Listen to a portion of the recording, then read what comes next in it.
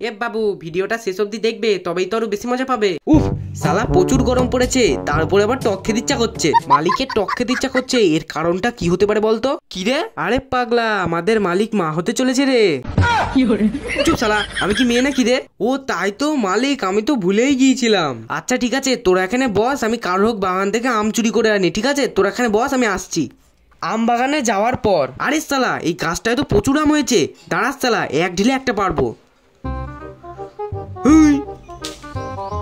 উড়ি বাবা গো, শালা কোন হতভাগা ঢিল চুল্লিস রে? আরে শালা, আমি তো তোকে কিডন্যাপ করতে এসেছি রে। হাই, কে কোথায় আছো? বাঁচাও বাঁচাও, এই শালা লোকটা আমায় কিডন্যাপ করে নিয়ে চলে গেল গো। হাই, সর্বনাশ করেছে পোড়া, পালাই বাবা এখান থেকে আগে।